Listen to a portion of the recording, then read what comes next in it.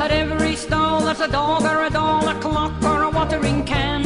Latest DVDs, a handful of fleas, an engine for your van, a pillow or a sheet for your butcher meat, or a picture for your wall, an overcoat, a rowing boat. There's treasure in every stall. At the barrel, oh the barrel, come and let me take you by the hand. Run the barrel, oh the barrels, Glasgow's marketplace is barrel land. Run the barrel, oh the barrels, come and let me take you by the hand. Run the barrel, oh the barrels, Glasgow's marketplace is barrel land.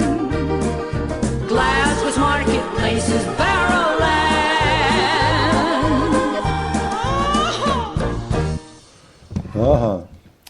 Right. And you may wonder why I keep playing this thing, reopen or rethink 9/11. Obviously, the anniversary was there just a week ago, and we'll always keep coming back in touch with this, or I will anyway, because it's a key, important event that the lies of this day, of that day, 12 years ago, have to be exposed at every avenue, and we're getting closer and closer to it. Before everybody who's round about it is dead, you know, in 10, 20 years' time, we've got a chance to nail this now and put these people behind bars. I don't know, can Bush be jailed for it? Can the 9/11 Commission be tried for treason for the lies that they put out there? Well, God willing, I'm going to get a special guest on, someone that I contacted last week, and the architects and engineers, a nice British fella, nice English guy, contacted me. We're going to get him on. I'm just going to play this wee bit here. We're going to get the part on in 5. Pat's coming on.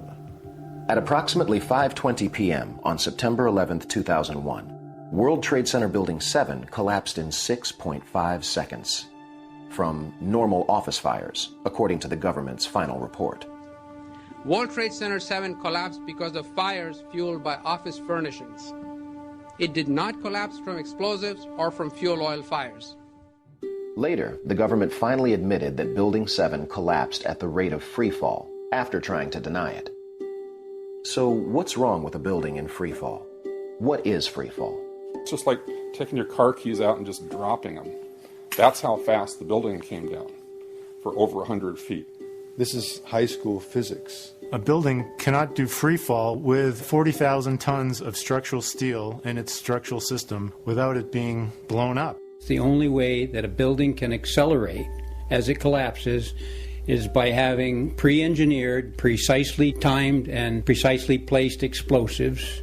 In other words, controlled demolition. Normal office fires not only dropped a steel-framed skyscraper for the first time in history, and did so at free fall, according to the government's report, they also burned hot enough to create the molten metal observed at ground zero. You'd get down below and you'd see molten steel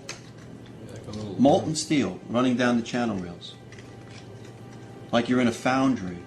In an office fire, you cannot generate enough heat to melt steel.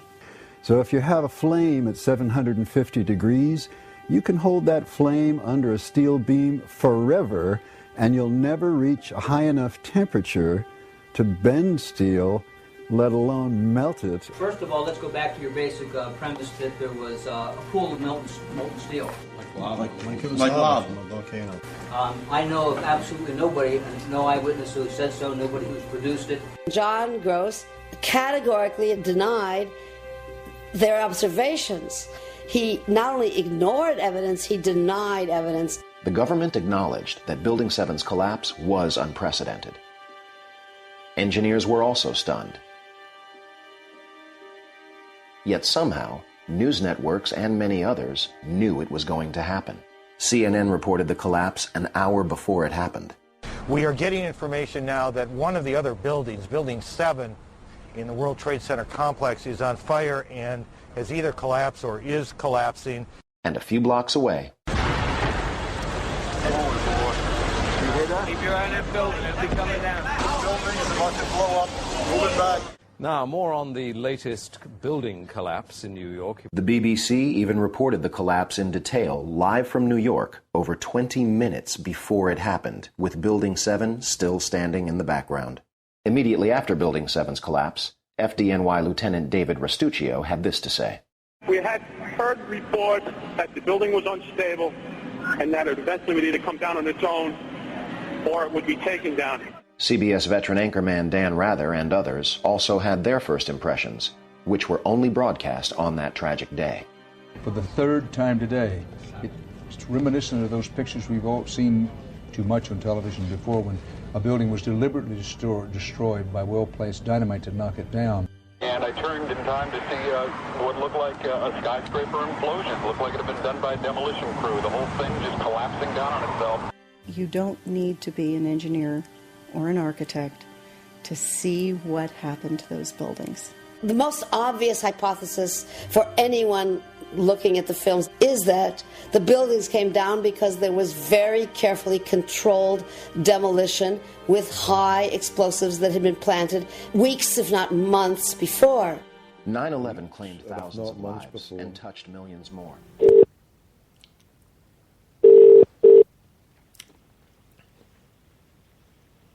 Do we have a demolitions expert here?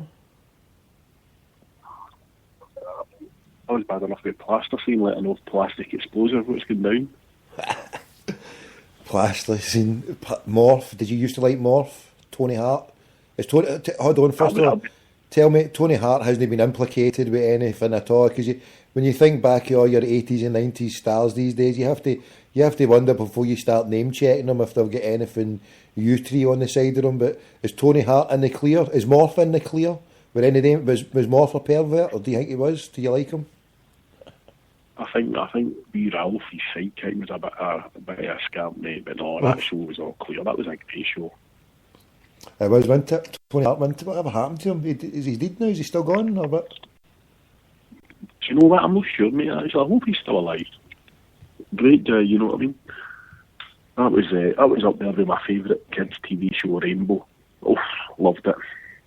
Why Don't You? I loved Why Don't You for a while, but then it went a bit sour. It went to, I don't know, first of all, my youngest brother's favourite's pigeons. He goes on Amazon and buys T-shirts and all that.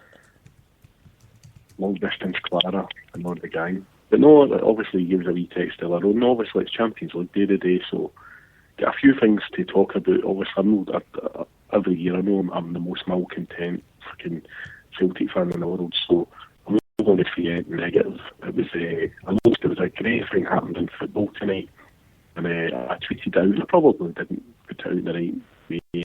A few folk got upset over it, but a few of my mates are Barnsley supporters, and Barnsley were playing Bournemouth tonight, and Barnsley rewarded the fans for travelling the 462-mile round journey by giving them a free tea, coffee, or oats or whatever they get down there as a reward for hot chocolate. It was actually for travelling down to the game, And I just say that's a nice gesture, I wonder if we would ever see it. And the great Tony Cassidy retweeted it, and unfortunately, I get a few folk for Tony's timeline who, it shows that Celtic's a club open to all, because, there's a lot of folk like you've just got nothing in common with. You just go and support Celtic and that's it, and everybody goes for different avenues and ways of life. But I was told, but you make £100 off the season tickets, and I wasn't meaning every game you get a free drink if you go to see Celtic away, but I just thought they call nights up at Inverness or Aberdeen, and what would it cost a club? I know, say to Aberdeen, if any fans come up, wall up them a free drink, there'd be more incentive for people to buy the product up there, get a free Bovril, we'll buy a pie and we'll get a free Bovril sort of thing, So that was it. So it shows like the grassroots English footballers, I think they're starting to value their supporters, mate, They don't really value us up here. I've been reading something there on I don't know if you've seen it, on the Scottish Law Reporter. A good article I just saw when I was going about earlier on there. Did you see that earlier? No? What I seen, the best article I seen all day actually was one called "Boys of the Green Brigade" that appeared in was it Spectator magazine? That was retweeted heavily. Celtic Trust guys retweeted it, and they had a really good. I think I texted to you. If I didn't, I'll text it to you when I hang up.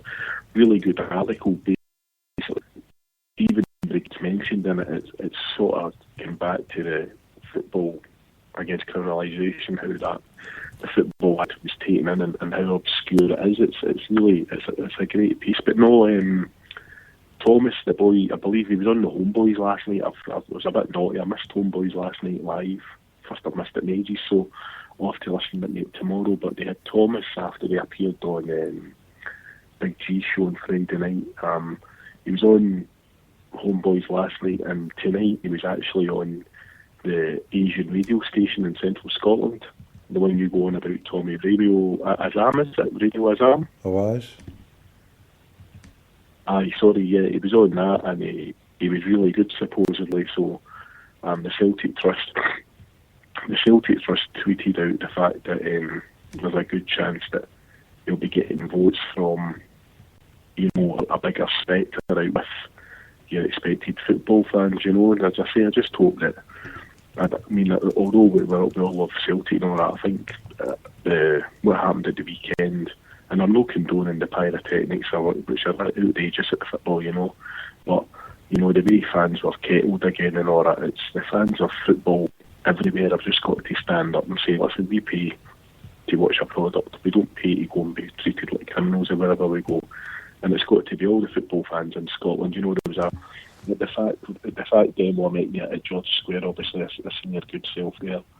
And there was Motherwell fans there, and there was Aberdeen fans there, and that. We've all got to get together and sort of get this ridiculous act taken away, Indeed. But it's Champions League night tonight. There was any hopes? What do you reckon the score is? Get your score prediction in it. Anybody on the board there? Anybody in there want to talk about what the score's going to be? Tell you what, had a fantastic wee debate on Twitter earlier on, and 442 magazine they've done the top 50. I think maybe 50 or 100. I think it's 50 actually. The top 50 greatest European teams of all time, and I think Celtic's number 10 or 11 in it. I do apologise if I've got it wrong, but number one's the Ajax team, just because they won the 3 European Cups in such a short time, But number two is the great Milan team, We never realised they were the last team to actually win it twice in a row, keep hold of the trophy. As to speaking, I actually tweeted out the team from 1990, the Milan team, earlier on, and that caused a wee bit starry-eyed and sentimental about the good old days of Italian football, But I'm glad. Would you score then? We're going to do it? Are we going to win 1-0, 2-0? I tell you what, I wouldn't rate Celtic off in any game, and they proved last year. They broke the monkey with Samaras's performance in Russia, etc. I'd like to see Anthony Stokes getting a start. I'd like to go out and have a wee go, because I think Milan's down to 13 fully fit first team players. And don't get me wrong, they've got guys like Balotelli, etc., Nigel de Jong, and a few other superstars in the team. But I'd like to go out and get a go. I'd be delighted with a point, to be honest, mate, and getting them back to Celtic Park. I think history shows that we can beat anybody in our place. So if we get a wee point, I'd go for about 3 points. That's after we beat, And would you reckon? What's the team going to be? Who do you reckon? It's a hard one, mate. I think Sammy's pivotal, but it's just as usual, I guess. But I'd like to see. I know Joe Ledley's doubtful. James Horace never travelled, unfortunately. So I'd just go with the usual setup. I know there's a lot of training I thought about Adam Matthews in the right midfield or whatever. So he's obviously. I think the Milan coach today, so I think it was Alex O'Henley, was tweeting that basically the Milan coach was basically saying that his team was going to be you know, this afternoon, you know, because he's not got much option. So, no, I'd love to see him. As I say, after Anthony's last couple of performances, I think he's due a wee run, mate. You know, I'd rather go there and have a bit of a go at him, maybe can he